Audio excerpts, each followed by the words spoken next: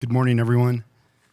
It's truly an honor to be here. When I look around this room, it's a room full of innovation, right? Folks that have started their companies from scratch, built it, from their kitchen, and built it into million-dollar businesses. That's truly inspiring, and just seeing folks from all over the world, like-minded individuals, it's really inspiring, right? Especially as a young leader here.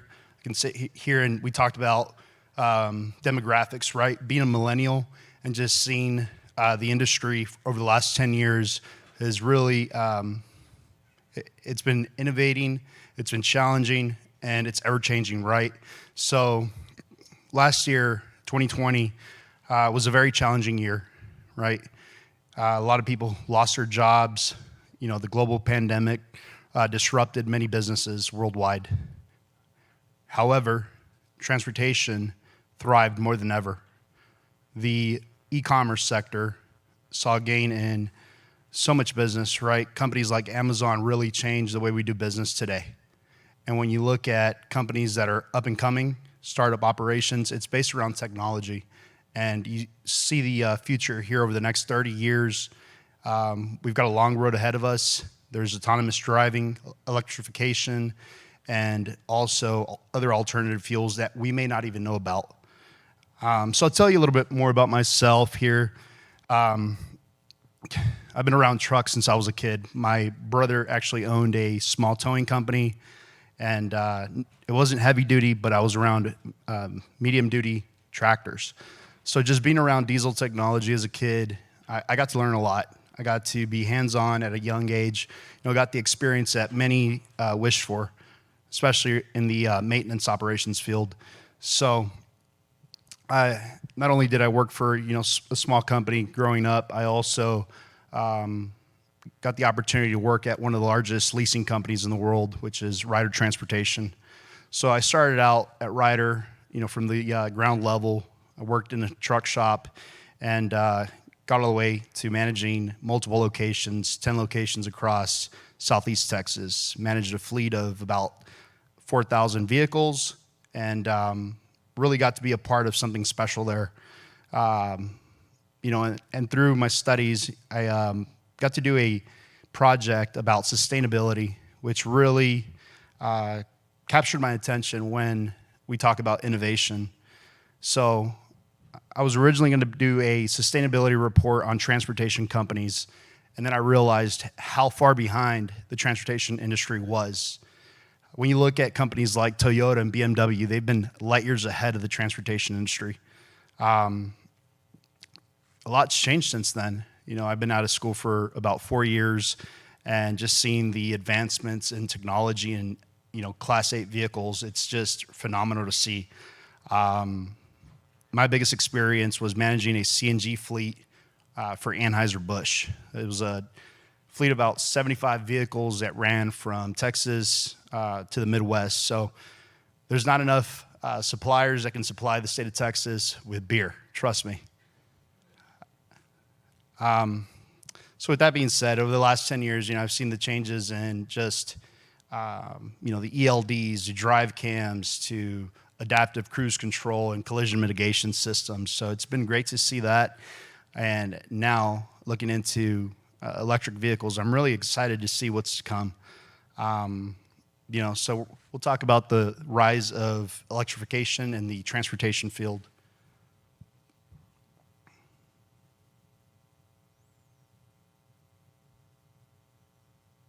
One more, please. All right, so this is great to see here. It shows you the basically consumption of petroleum. Most of it, comes from the transportation field. And then something that I learned, even though it's only 6% of all the vehicles out there in the U.S., it constitutes for the majority of greenhouse gases. So this is something that really, raised the attention of just conservationists worldwide. So like I said, 2020 was a very challenging year. However, 2020 was one of the most impactful years when it comes to transportation electrification. We really gained a lot of traction. A lot of states got really aggressive. So, of course, the state that's been leading the way is California. Their CARB division has set some very, very challenging goals. where they want to meet zero emissions. And what's interesting is that they've had so many developments throughout the U.S., and a lot of people have really noticed that that's the way we're going, right? Electrification's coming, autonomous driving's coming. 2020 alone, 12 other states also committed to eliminating emissions by 2050. So just looking at electric trucks, there's a lot of unknowns. We don't know what's truly going to happen. When we look at diesel technology, it's been around for a while. However, diesel technology has evolved a lot over the last 10 years as well, right? With the changes in emissions, adding components, we've seen trucks emit nothing but nitrogen and water, where 10 years ago it was at the beginning stages. So through regulation, through more developments, we've seen positive advancements in diesel technology. Now we're looking at electrification, right? OEMs are developing vehicles like never before. These prototypes that are going to be going into production here within the next couple of years, I think it's really going to expand rapidly. When you look at the benefits of an electric truck versus diesel technology, the total cost of ownership is definitely there. I mean, it's. However, one of the challenges that we are going to see is, of course, the range capabilities. Just being, part of the CNG fleet, I can tell you the best application for this is regional short haul, right, where these drivers are going home every day, 250 miles. So I really think that electric trucks are going to have an impact, immediate impact, amongst those applications.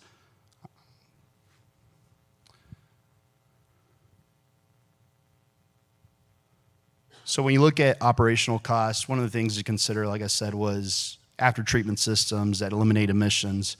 So with the elimination of after-treatment systems, we're going to see just better fuel consumption, not fuel consumption, but better use of the vehicles. Less maintenance, less parts.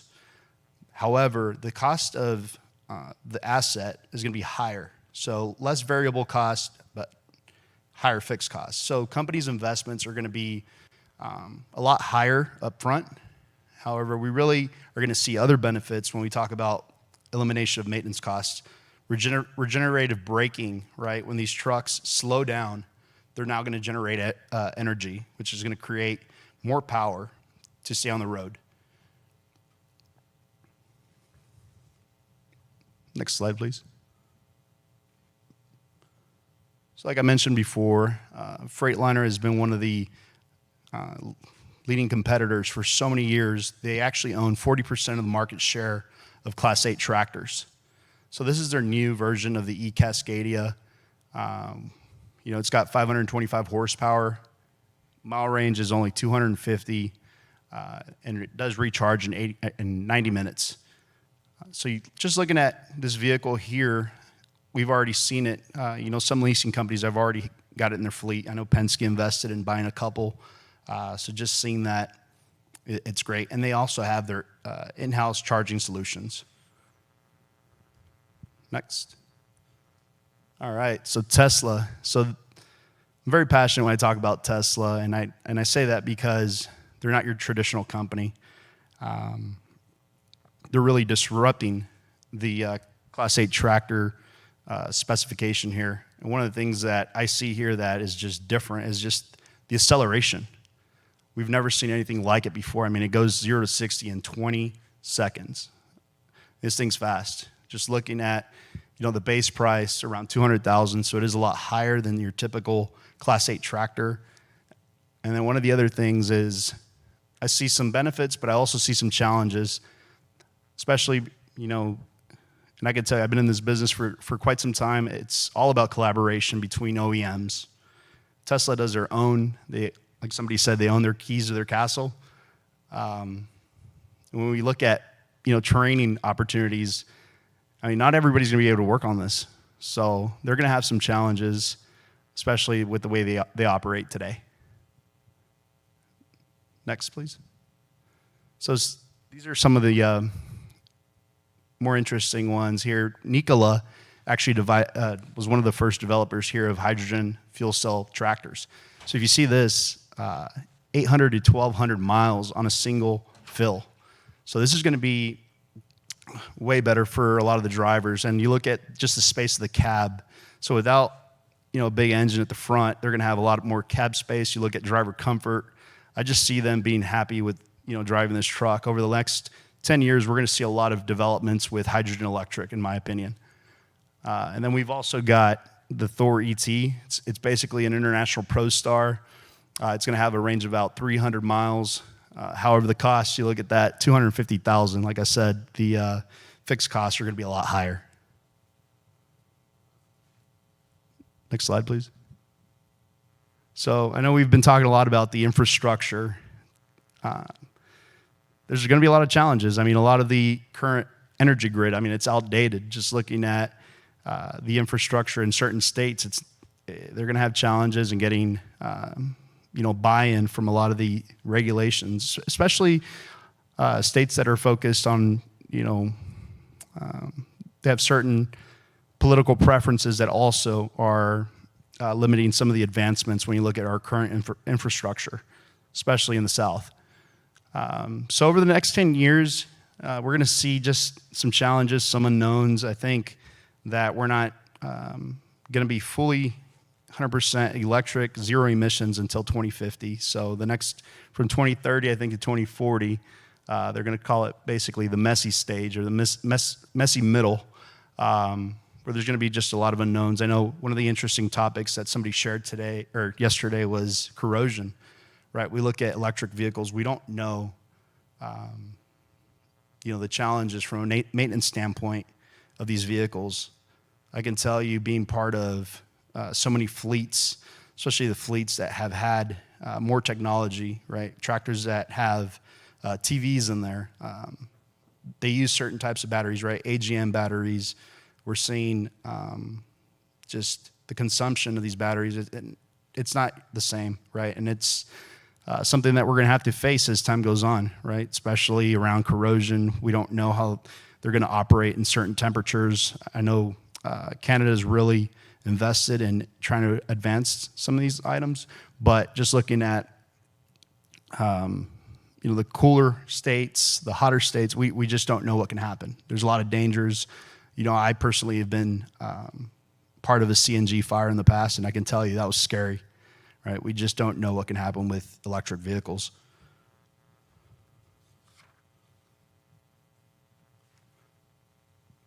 So the future infrastructure, right? In order for us to be successful, we're going to need the long-range capabilities. And just doing some research, I found out that there's already some companies out there that are looking into the carbon ion solution. I know I talked to a few folks out here, and just seeing the differences, right? Being able to charge these vehicles will be just like filling up at a gas station.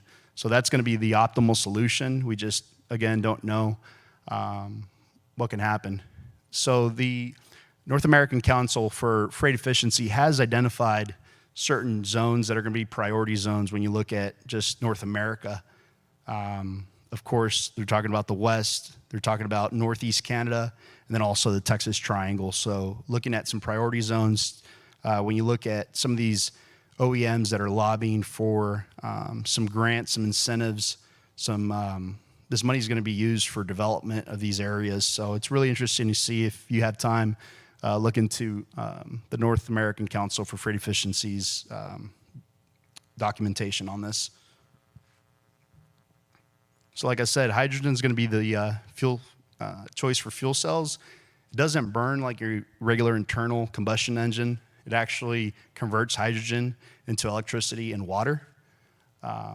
So hydrogen production is, it's an abundant resource. So I see a lot of, like I said, a lot of development over the next 10 years. So one of the interesting things is that I found out that it's been around for about 70 years. Over the last 20 years, it's only been used in buses. So it's not new technology. However, it's new to the heavy-duty tractor industry. Next slide, please. All right, so I know there's been a lot of talk about autonomous trucking. There's a lot of unknowns. And I really wanted to talk about Volvo's current developments. I know that's been a consistent topic here. And I actually have an interesting video I want to pull up here for everyone to see. You can't pull it? All right. All right, so when you guys get some time, please, I'll send everyone the link here, but it's cloud-based, like everyone said, it's cloud-based technology. It's going to be very efficient at ports, at drop yards, and at distribution centers. So I think this is going to be one of the first developments. And like somebody said, we don't want to do everything at once. That's absolutely correct. When you look at the roadmap, there's going to be 5 different stages. There's I think when you look at the stages we're at stage number 2, which is the infant stages.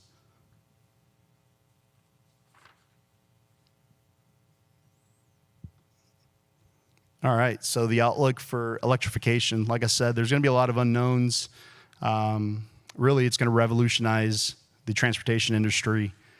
Just looking at, like I said, the next 30 years, there's going to be some challenges that are going to really create new businesses. But in order to be successful, I think I talked about this earlier, is going to be collaboration. When I talk about collaboration, not only fleet owners, but it's going to take OEMs collaborating with other developers, especially when we look at some of these collision mitigation systems. These guys are really advanced. I know I've partnered up with WABCO in the past and just being part of some of these developments in the past for lane departure.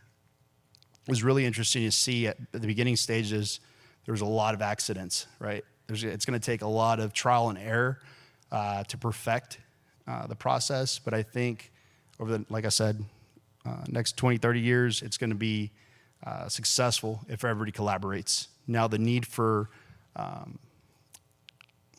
the charging network, of course, there's new companies out there. I actually used to work with somebody who is now part of ChargePoint, where they're going around and setting up charging solutions at terminals.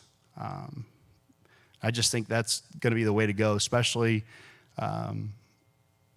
throughout states that are going to be limited in their infrastructure. Other than that, that's all I got, guys. Any questions? Oh, okay. Perfect. Let's play it.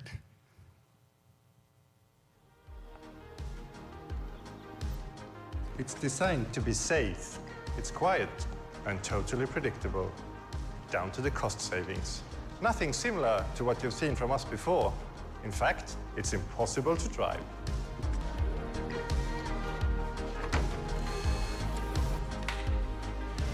This is Vera, an autonomous vehicle. Vera is part of a larger system and has the potential to optimize transports in highly repetitive, short-distance transport flows with large volumes of goods, such as ports, factory areas, and logistic megacenters, offering better delivery precision and flexibility. The autonomous electric vehicles operate together in a network and are connected through a cloud-based service and management center. We want to make it easier for clients and partners to run their business. We are now presenting a highly effective system for moving goods 24/7 as a complement to what's available today. The pace of society and increasing global trade is placing high demands on efficient and sustainable transport solutions. E-commerce is growing fast, and we have a widespread shortage of truck drivers. Autonomous, electric, and safer vehicles have a great role to play. Our autonomous solutions open up for new possibilities. It's exciting to know that the full potential of the transport industry is yet to be seen.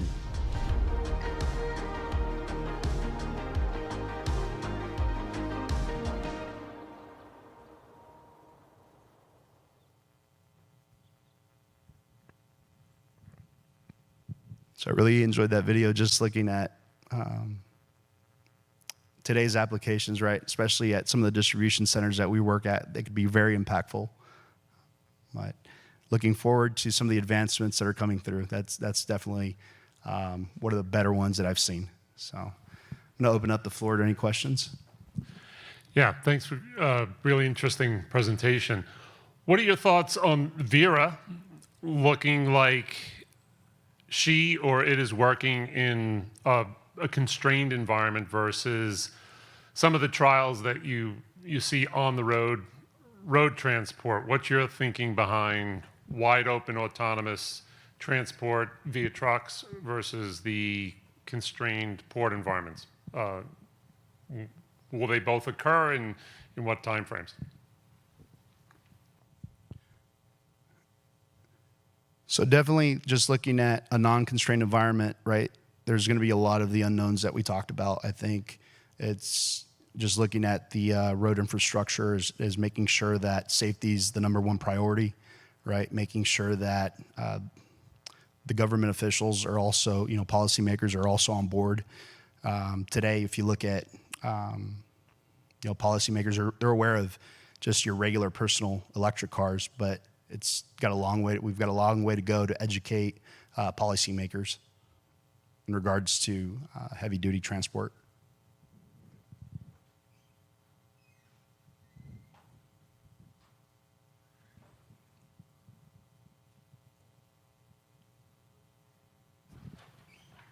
All right.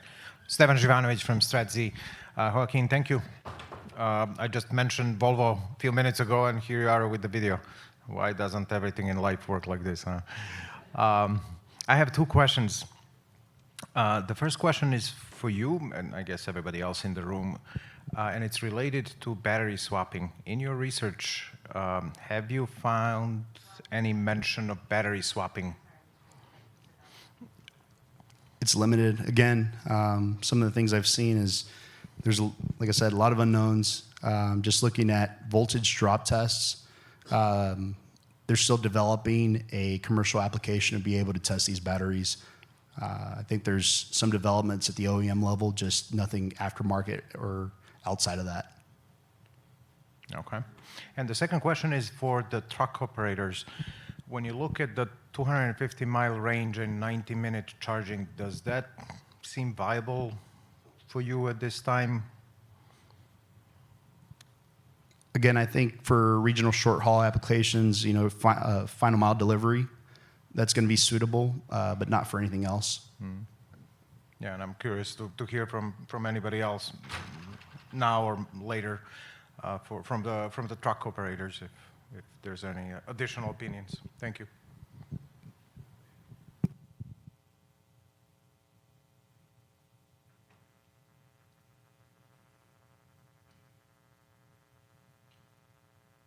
Long term, do you see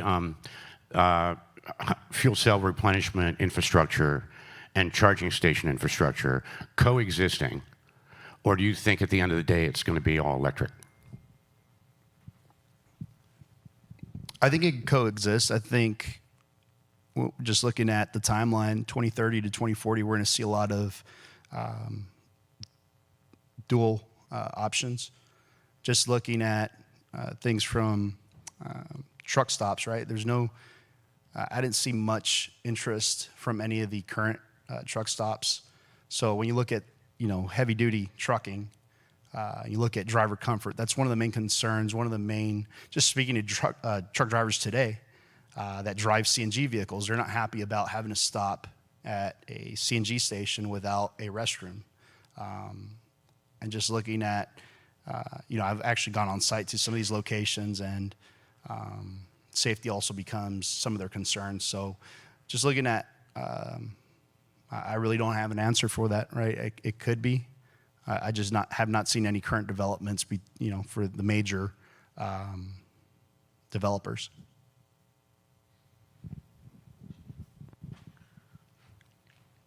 Rustam Modi with Wintech Nanomaterials. It's interesting your concerns that you raised about corrosion protection, and a lot of companies already working on systems to help EV cars down the line. We're just one of them. But a key thing you also mentioned was a lot of concern expressed about EV cars taking traction so quickly. It's going to be a journey. Early success are going to be critical. To have EV cars or trucks operating in a controlled environment, that's perfect. Because that's where you can control and develop a lot of learnings as you expand the horizon of the application of these trucks. It's not going to happen overnight, and people expectations need to be realistic about it. As we learn, as we move, as we progress, we change, we adapt, and we move on. One of the concerns I want to just express, I've not heard anybody talk about it yet, is the issue of cybersecurity. How does it influence automotive cars like that, that runs on software-driven communication systems continuously? Has any thought been given to some cybersecurity problems or platforms that needs to be addressed early on in the development stage? No, and that's definitely a great point. Throughout my research, I saw limited material on cybersecurity, right? That is a major concern because it's cloud-based technology. The worst, just looking at things from the past, right? Especially being part of a leasing company that was really focused around security of the vehicles. Terroristic threats could be, a major concern as some of these developments occur. The only reason I raise it up because this is a time, I'm sure some of the bigger OEMs are addressing it. They don't want to talk about it. But this is something that needs to be really looked upon by the industry very earlier on as the developments happen. Because that's the time to adapt to a proper platform of cybersecurity, especially for EV vehicles. Right, especially with, just seeing the capabilities of some of the software. I know somebody mentioned the midware software that some of the OEMs are that currently have in place. I can tell you guys personally, about 2 weeks ago, we were able to track one of our trucks that was stolen through one of these midware softwares, and just being able to work with authorities locating exactly the coordinates of the truck was quite interesting. So definitely a concern. I think there's some positives, but definitely some concerns. Colby McLaughlin with Trim Illusion. I just wanted to mention, as far as the cybersecurity, that's one of the big reasons the OEMs are gatekeeping with right to repair and then my car, my data, is because they're saying the threat of cybersecurity. And so, and how aftermarket manufacturers, if we have the ability to tap in without an OBD2 port, what leaves that open for cyber attacks. And so really the OEMs and the aftermarkets being able to live in a cohesive world and not having kind of that separation, I think is going to be important moving forward. No, definitely. You bring up a great point by not even having to connect anymore, right? Being able to access ECM data from databases, definitely something to look after.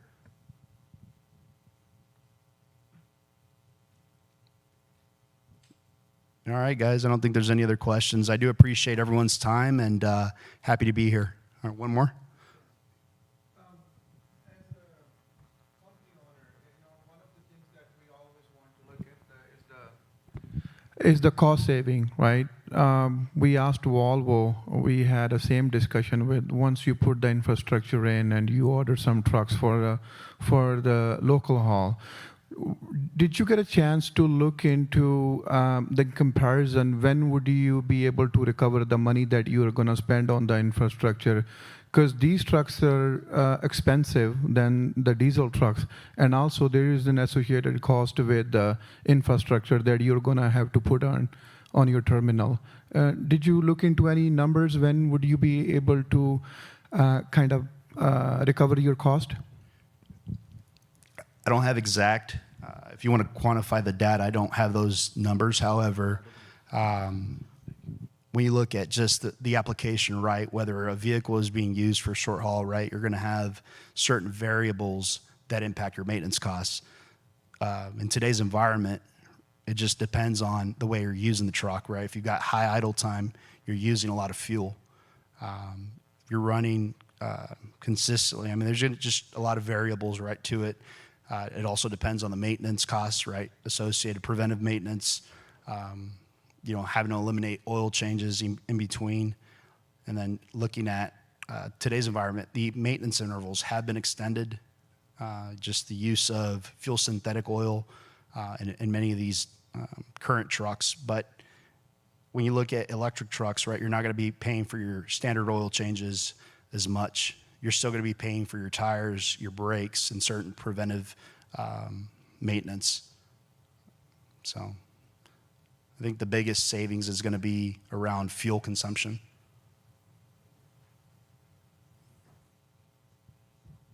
All right, everybody. It was a pleasure to be here today, and hope you enjoyed my presentation.